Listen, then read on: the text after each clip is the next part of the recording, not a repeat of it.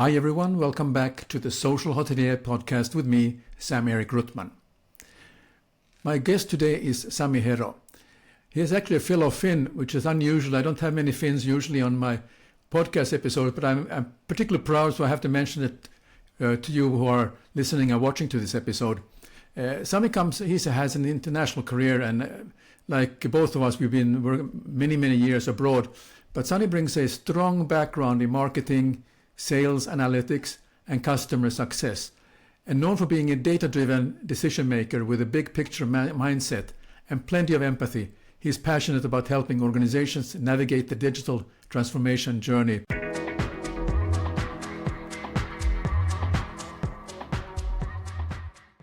So, welcome, Sami, and thanks very much for joining us today.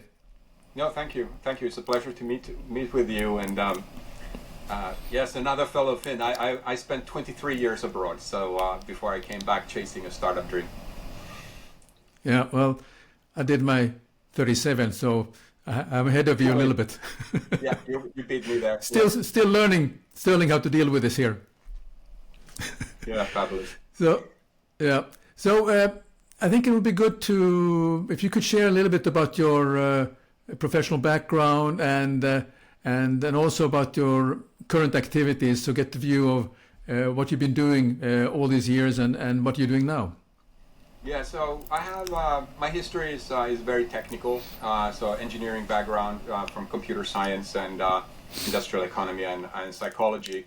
But I became, I would say, almost accidentally, I became marketing and sales guy, and then just general manager while I was in the U.S.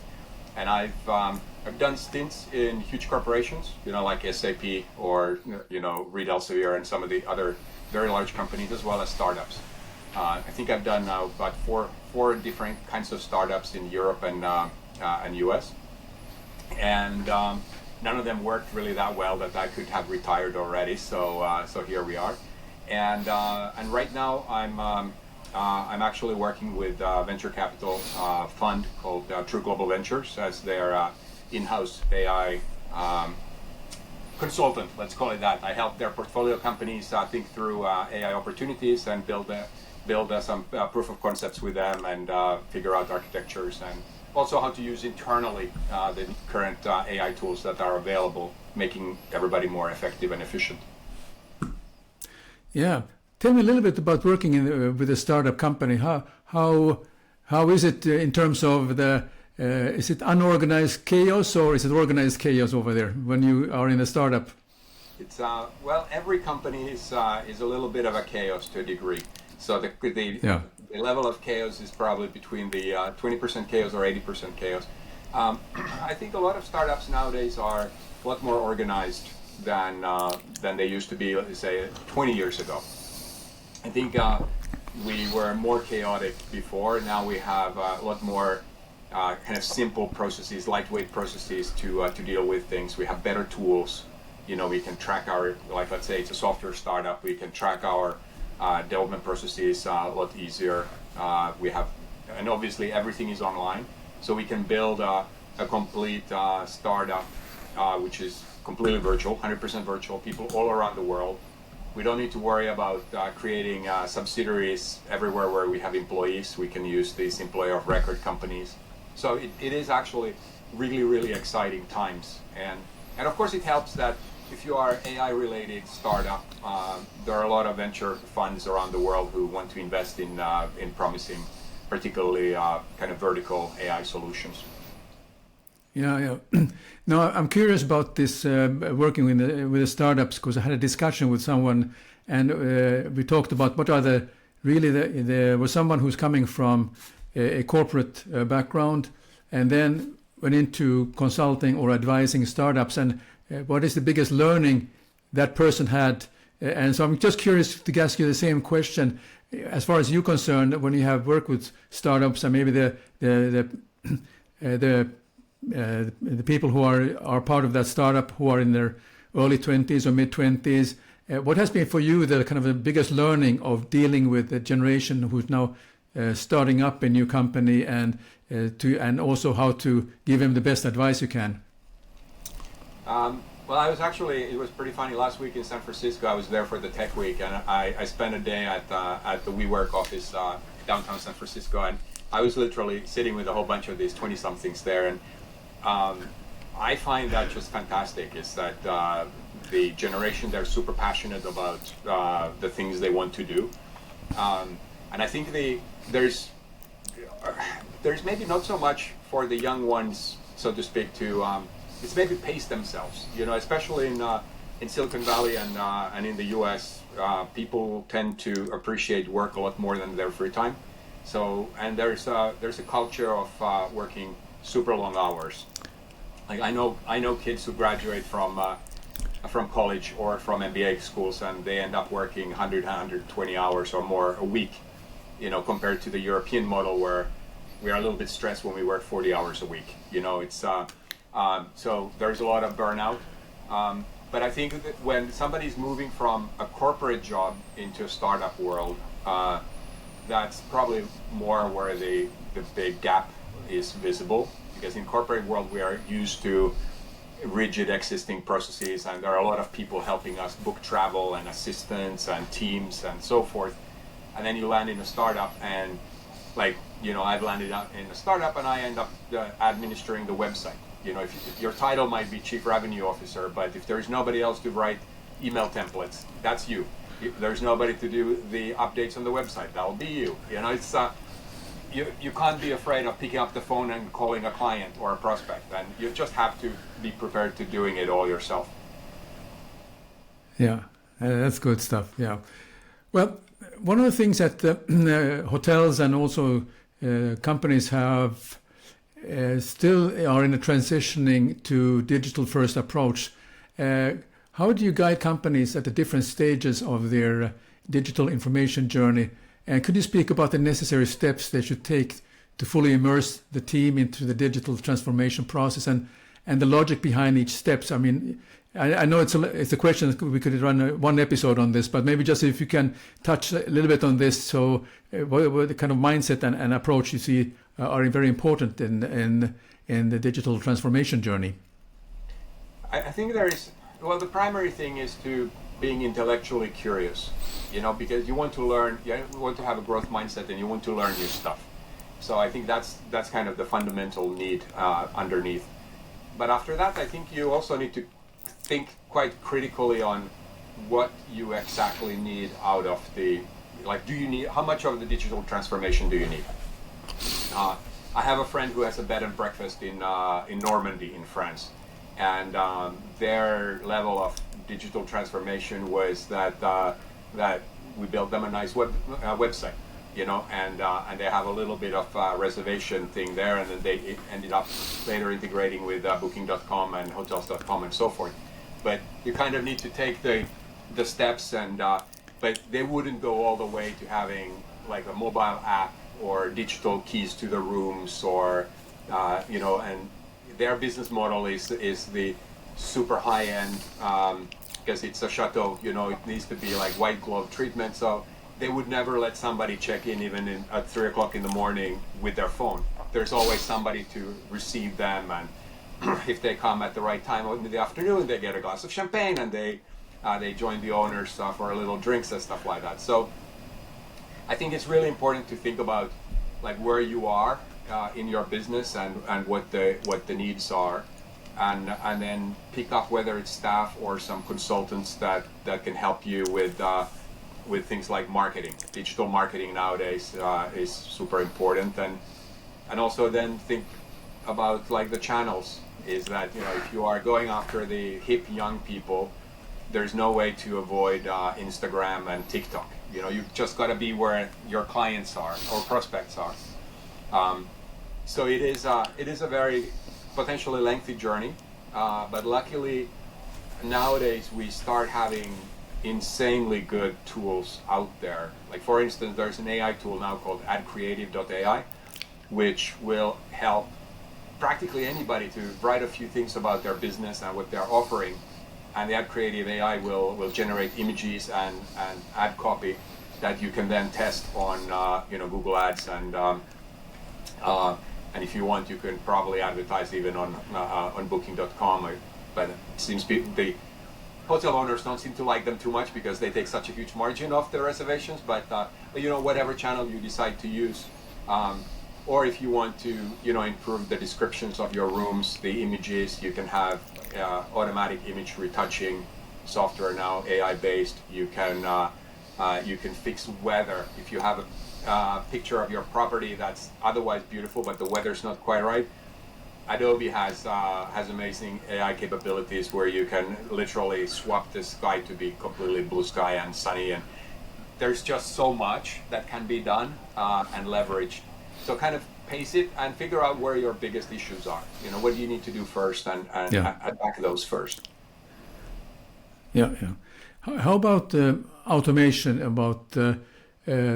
Because the smaller hotels, independent hotels, tend to do a lot of manual work themselves, but there's also some automation they can put in place through different softwares that once you have the data, I mean, hopefully those people haven't booked through booking.com because they're booking.com customers and not the hotel customers. But if you get the email address and maybe the birthday, probably the birthday you may get because you need to register, kind of automation that you can intelligently keep in touch with their customer after they leave and remember them on their birthday or whatnot, or any kind of automation. What are your thoughts about?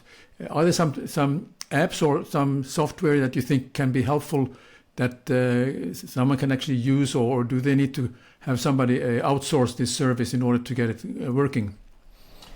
Yeah, not really. Like simple automation is very easy to do, and I would say that for practically anybody and everybody who is in some sort of business, you require a lightweight CRM. It can be like, HubSpot nowadays is very popular among small businesses because it's quite cheap and it's highly capable and quite cheap. If you want to go super cheap, there's something called Odoo, which is also can do billing and other things, and it's relatively inexpensive. It's essentially kind of an open ERP, essentially out of Netherlands.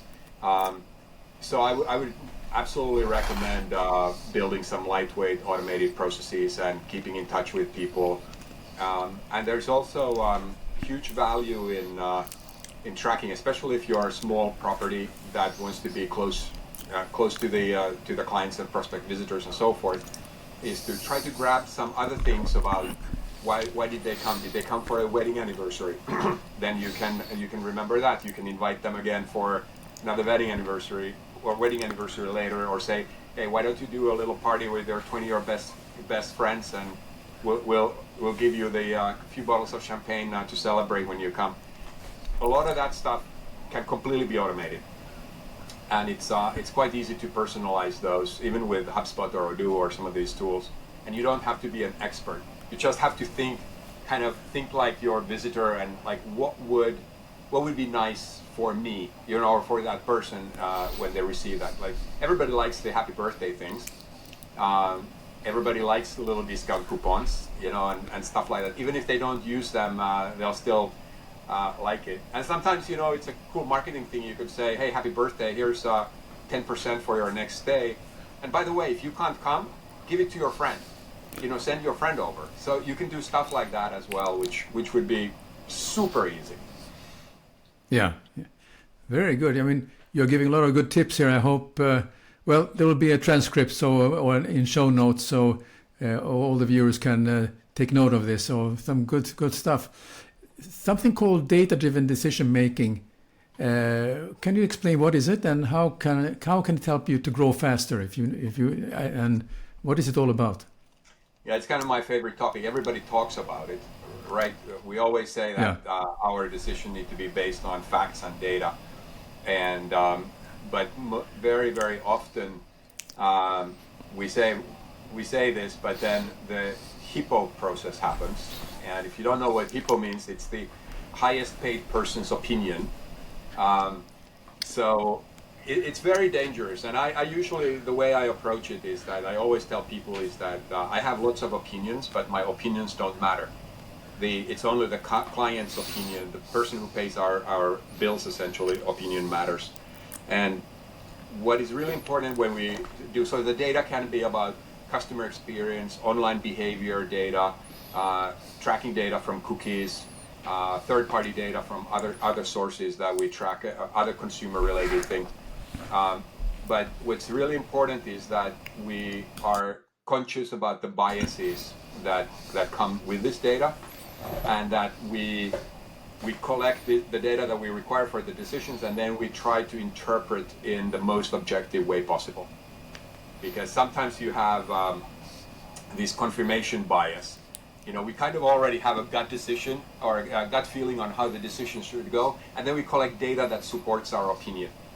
And that's absolutely not data-driven. That's kind of a, it's not even data-assisted. It's maybe a data-assisted mistake usually, because nothing good comes out of, somebody once said that gut decisions are dangerous because it depends on what you had for breakfast. That's so true. That's so true.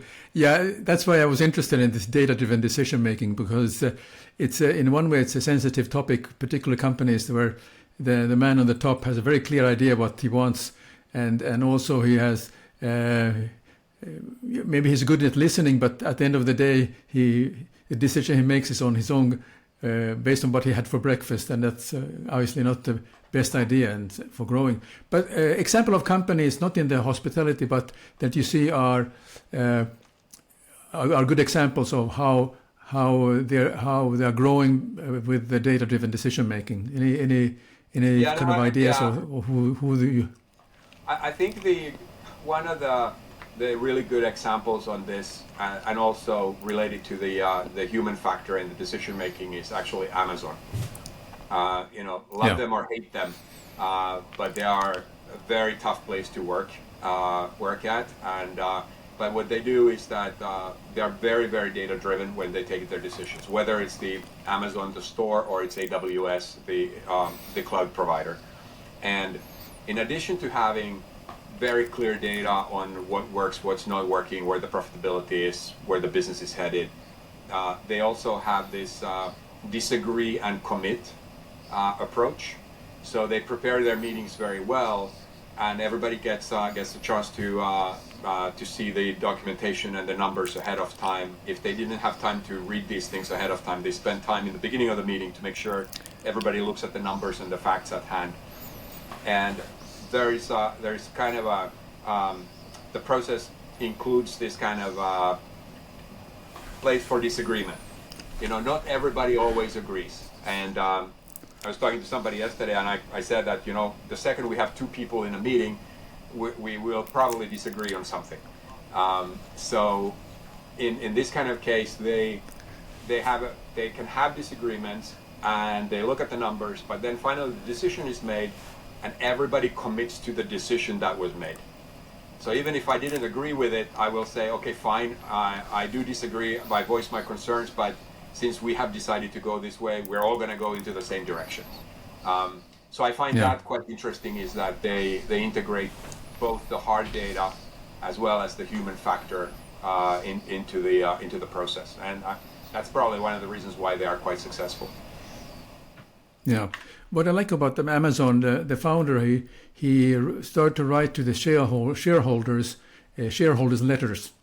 And these shareholder letters over the years has become a book talking about the philosophy and future of the business. And in fact, I have an episode with the author of this book, and I found that quite enlightening to learn about the thinking process and the culture about Amazon. So it's a very good example to give.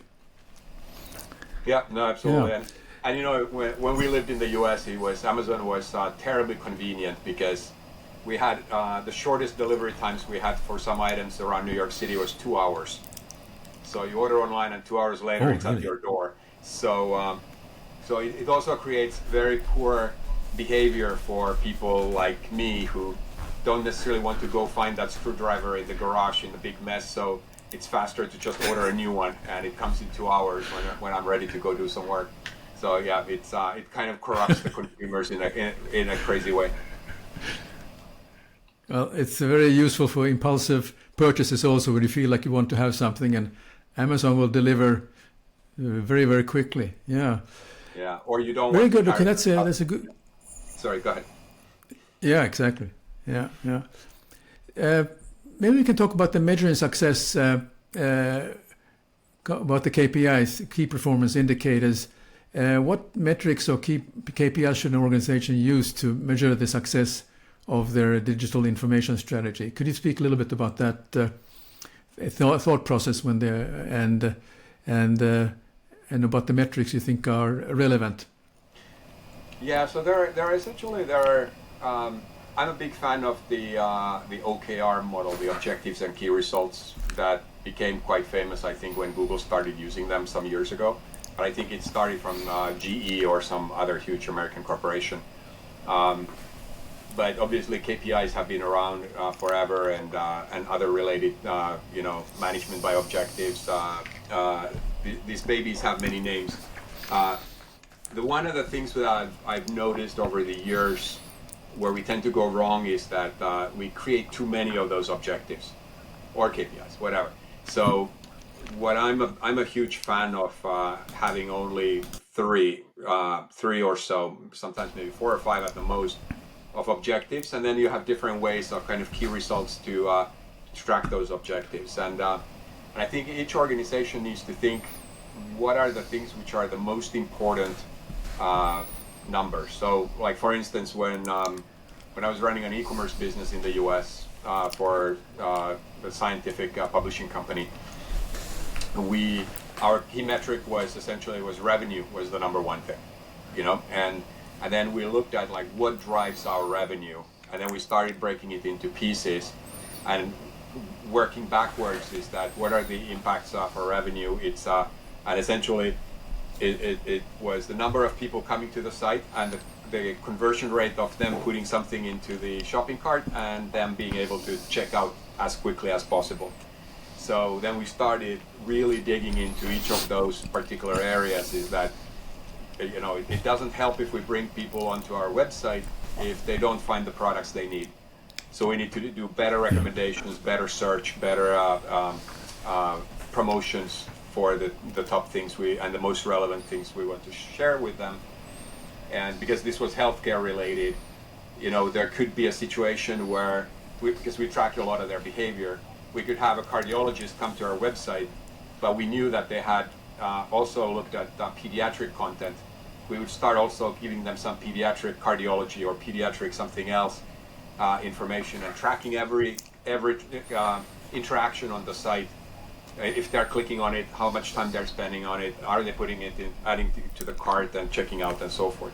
So I think in each of these cases, you kind of have to figure out is like, what are the couple of the most important things you're trying to achieve, and then break it into sort of a workflow or value chain or whatever you want to call it, and then start looking at each of these handover conversion parts and what can we do differently, and optimizing it as a whole.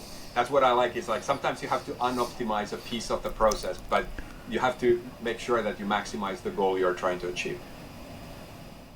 Yeah, that's very important. Yeah. In terms of tracking customer experience, what are some best ways to, or how do you best track customer experience? Because in hotels, it's the golden thing that you need to understand that experience. It's not always what you hear when the person who's checking out and paying their bill, but there must be during that customer journey a certain way that you can track it. And I mean, in the digital space where you have e-commerce and so on, I think that's one thing. But maybe you can just talk about from your experience how you see that how important it is.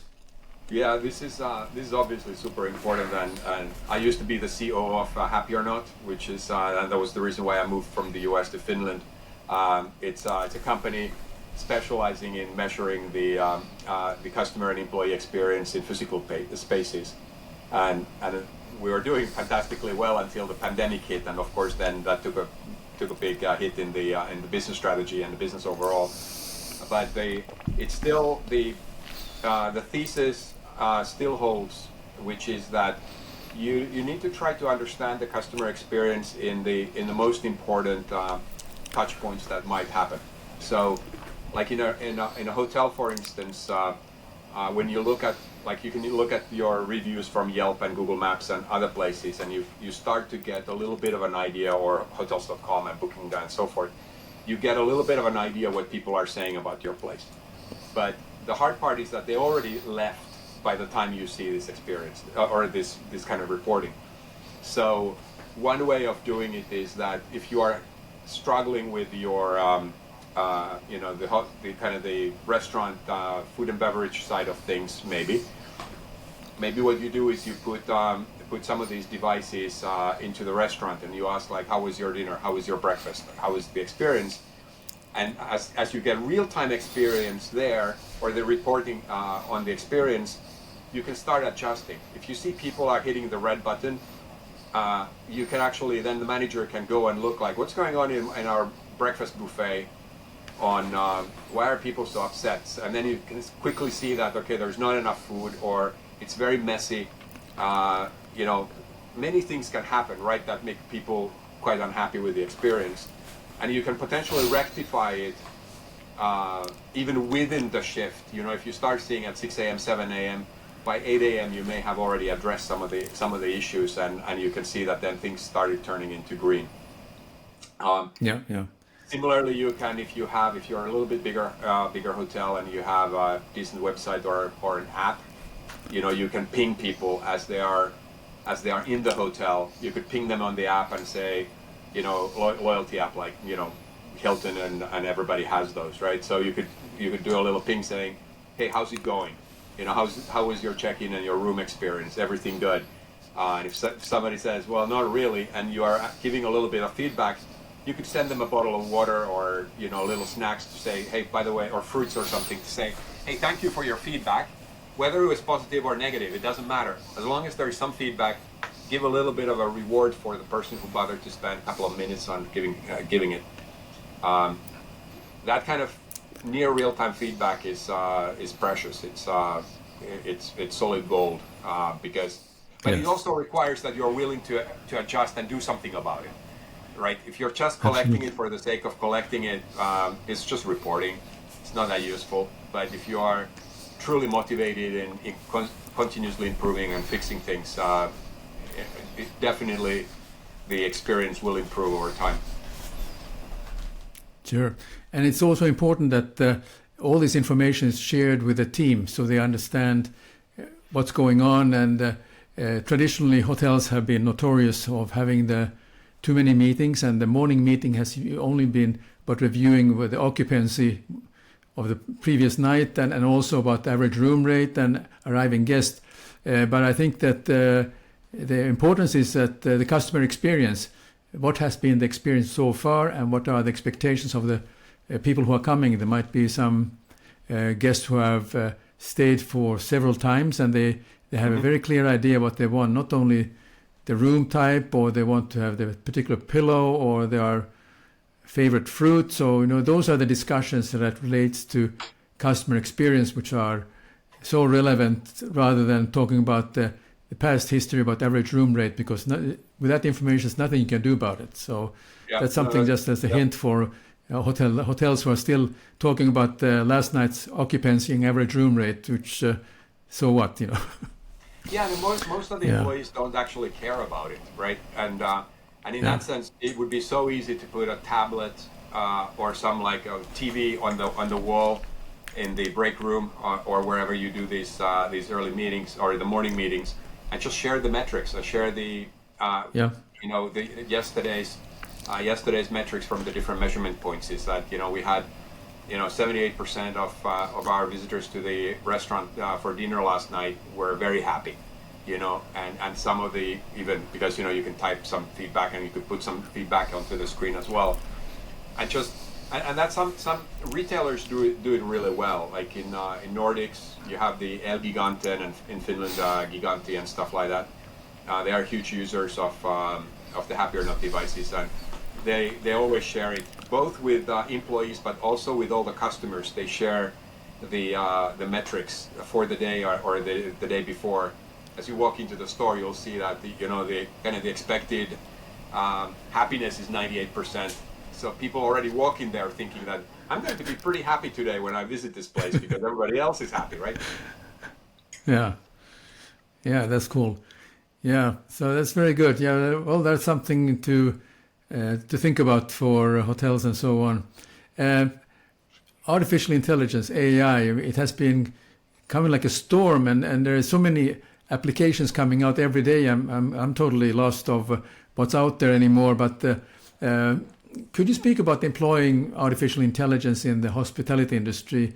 What would be if you're giving advice, opportunities, threats, and weaknesses, because they're covering all those three boxes for sure when you're talking about AI. What are your thoughts?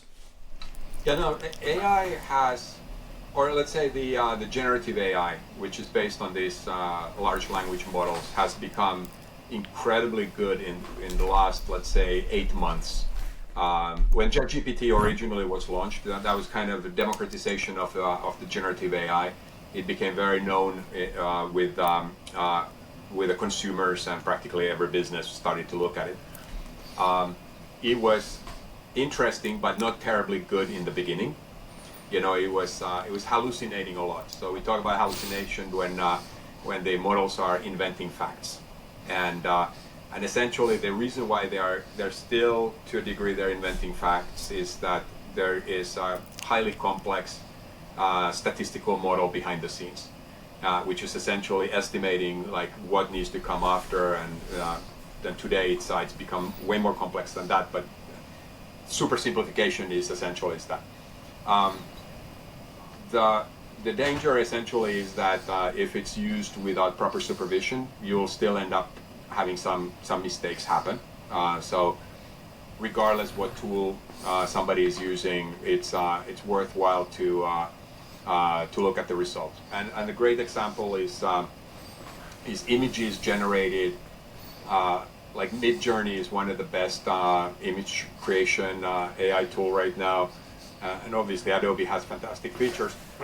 But one of the early issues was when these pictures, like kind of photorealistic pictures, were generated with AI. People often had 6 or more fingers in one hand, you know, because the AI hadn't really figured out the concept that you will only have 5 fingers. So they just started kind of generating, it looks like that. Or the arms would appear in the weird places and things like that are quick to check. For text generation perspective, it's the current tools are absolutely amazing. They are even good for like checking legal text.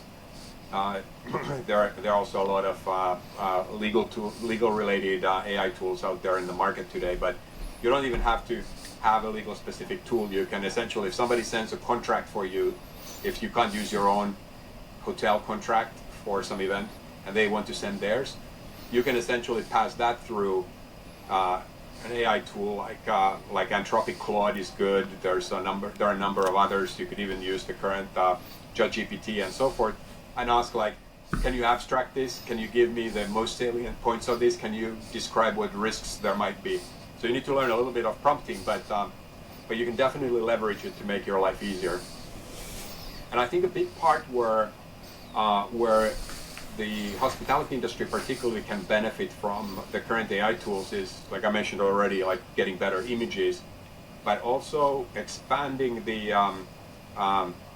language they have on their website or the descriptions about their location, because a lot of time it takes a lot of effort to talk about the environment you're in. You know, for instance, like I stayed in Lisbon a while back, outside Lisbon proper, you know, in a kind of a small chain. They have a few hotels, and nowhere on their website did it say that there was a golf course within 5 minutes drive.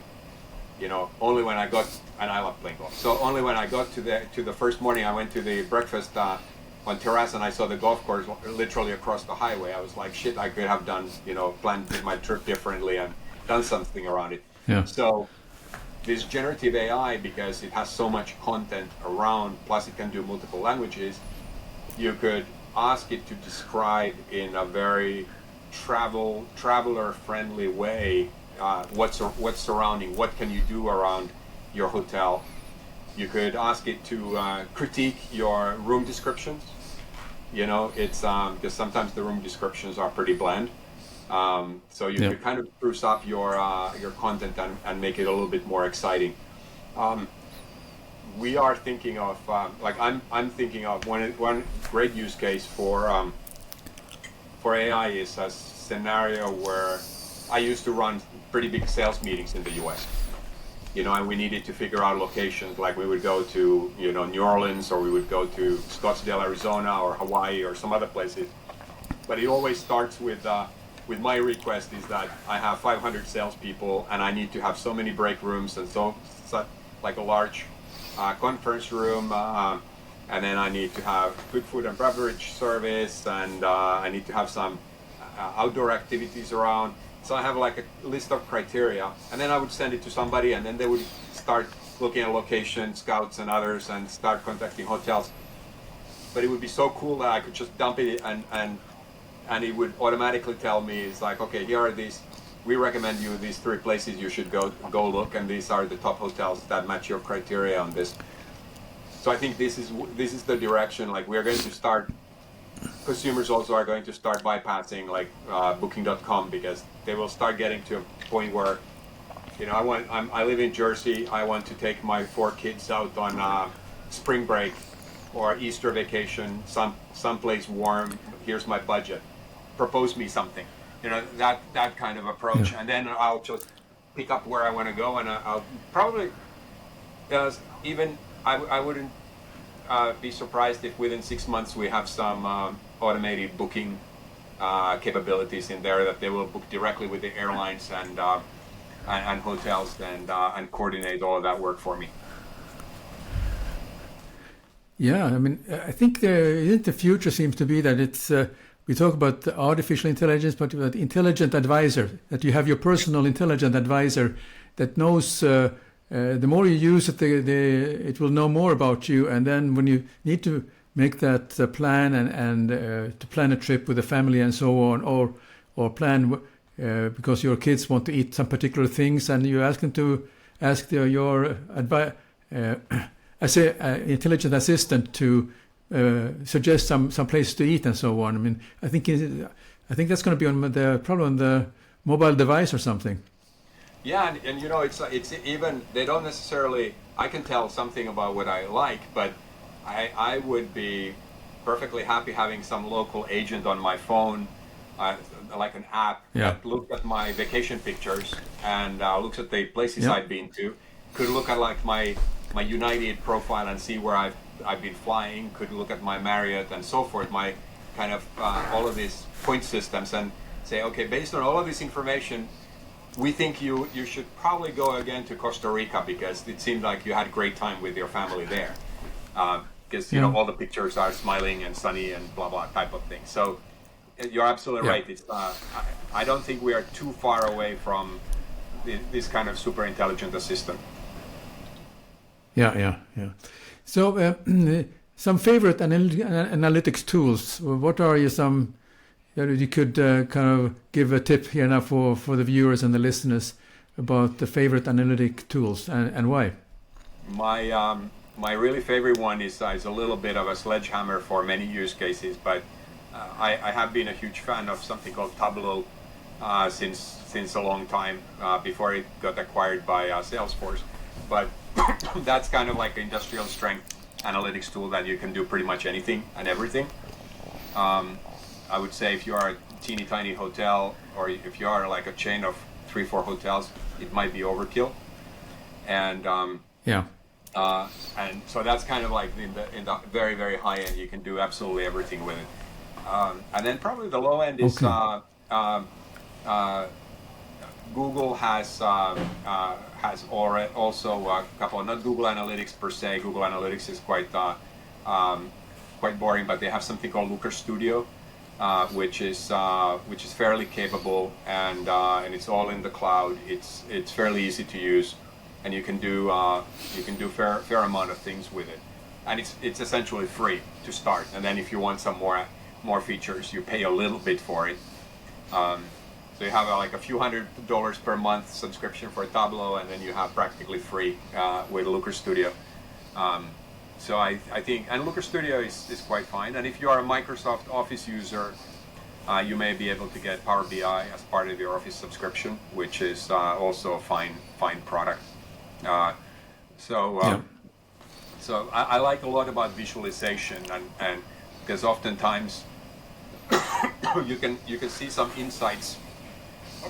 Sorry, I caught a cold while I was in San Francisco, but yeah, sometimes, like, especially if you are a chain of hotels, let's say, like, if you are in a country, in a single country, but you have multiple properties, sometimes it helps to look at, for instance, like where do people come from who visit these different properties, and you map those people to see, like, do they travel far, or are they more regional, or are they completely national, that they come from everywhere. So sometimes you see some interesting clusters that come out, which can help you then redefine your marketing and your targeting activities as well. Very good. Now, you talked about golf, and you in Portugal you missed the opportunity to play golf. But one of the questions I wanted to ask you: what links golf and business? I think that's one of your questions you like to answer when people interview you. Yeah, so a lot of business people obviously play golf, which is number one, is that you spend several hours with friendly people in a quite relaxed environment. So it's conducive for creating relationships and sometimes talking a little bit about business, but you don't want to be an asshole about it, so to speak. You're not there to pitch your business non-stop. You're there to create relationship. But what is where I find it more connected from a mindset perspective is that golf is very much about continuous improvement. You're trying to do it positively, but you're competing against yourself essentially, and you can track absolutely everything if you want. I, for one, I have sensors in all my golf clubs, and I have a software that tracks absolutely everything. So after the round, I can compare myself to my targets, and I can see if I'm improving or declining. This summer has been very up and down, so it's been frustrating. But it's similar to the business. You can only measure things you can only improve things that you can measure. So it's a little bit like the customer service approach, is that you can train people on how to receive people and everything else, but if you don't measure how people perceive that, you don't know how you're doing. So you're just doing stuff without really knowing if it's good or bad. At least when you're driving a car, if you're driving badly, somebody's going to honk at you. But if you are the receptionist at the hotel and they're doing a little bad job, and the visitors guests don't tell anybody about that, you may be eroding your brand and your perception as a property. So that's kind of where it is. It's, well, I was getting all about score. Yeah. Well, when I was playing golf, I used to get a lot of feedback because I was reading Golf Digest all the time, and those magazines gives you the best tips how professionals are perfecting their swing. So I was reading a lot of those, and I tried to apply them to my game. But it also meant that something happened in my game, and I was the slowest player. And I also got feedback from the three other guys who I was playing with that forget this Golf Digest. You just keep an eye on the ball and stay behind the ball, and everything will be all right. But I was made. I think they gave me a nickname about the slowest player. So I can relate to the golf aspect for sure. Yeah. I was like you. I used to read the golf magazines, but not so much anymore. But if somebody likes golf, there are a lot of really good pros on YouTube who are giving some very quick instructions. And actually, YouTube will teach you anything. But the main thing really is, I think the main thing really is to, it's a little bit like learning a new language. You just got to do it. Get out there and do it. Yeah. And you can practice as much as you want, but rarely the practice goes all the way to the course every time. So I prefer to play more than I practice. So that's a little bit my challenge. Yeah. But that's interesting that you have so many sensors that you're able to track actually every step of the way your game. I found it quite fascinating. Yeah. It's, and I've had them now for 6 years, and and it's an American company. Because they have so many clients, they're collecting billions of shot data around the different courses around the world. So they have an absolutely incredible benchmark on what good looks like or what the pro looks like. So you can have a really effective comparisons, and it's obviously for a data geek like me, it's super interesting. But even somebody who's not that interested could also benefit from understanding where the challenges are.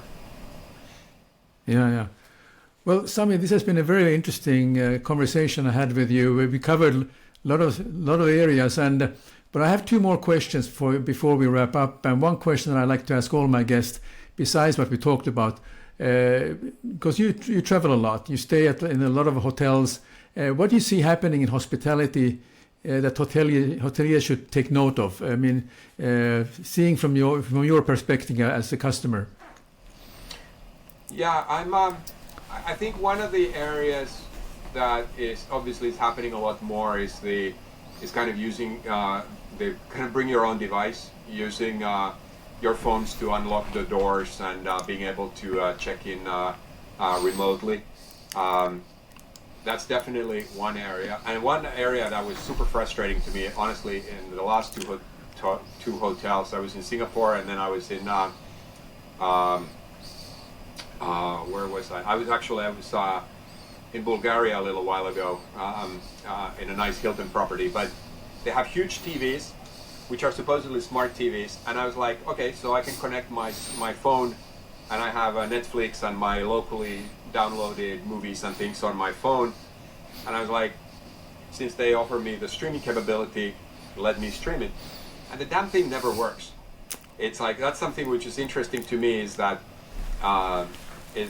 those are kind of the standard digital experiences that you would kind of expect to have, and it's seemingly you have them, but they don't work. And if you have challenges, then I would imagine that they could say, okay, don't use it with this version of Android, or it only works with iPhone, but kind of set my expectations right so that I don't get disappointed.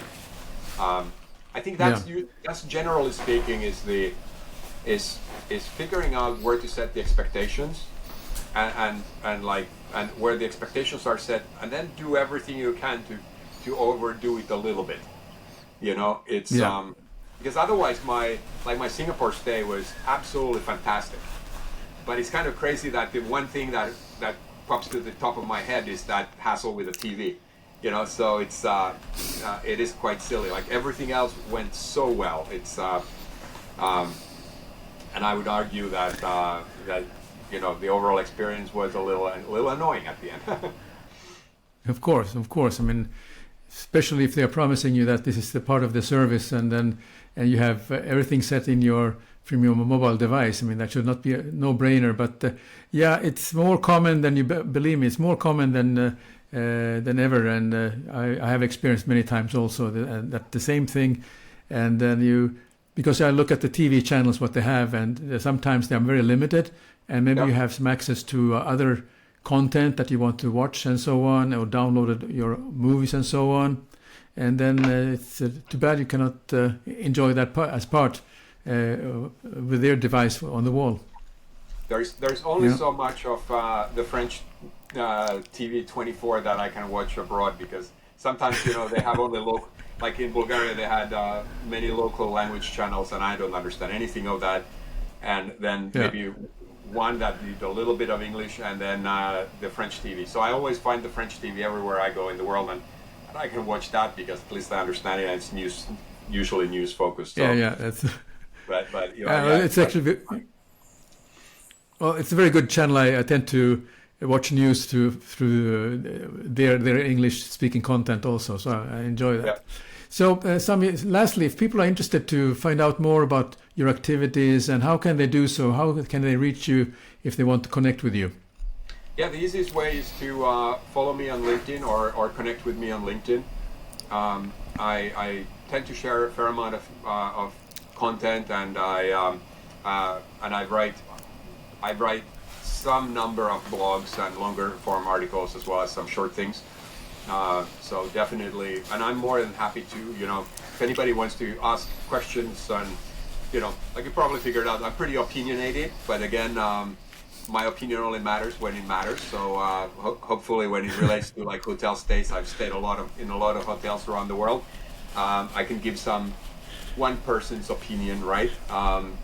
But I'm really interested in all of this stuff on how do you optimize the experience, and I would absolutely love to be able to like even like when it comes to hotels, like control the climate and everything else on my phone on some app. I'd be more than happy to download an app to do all of that stuff, or maybe I'm a edge case in the technology space. So but yeah, LinkedIn will be a good place. So I'm Sami.Hero.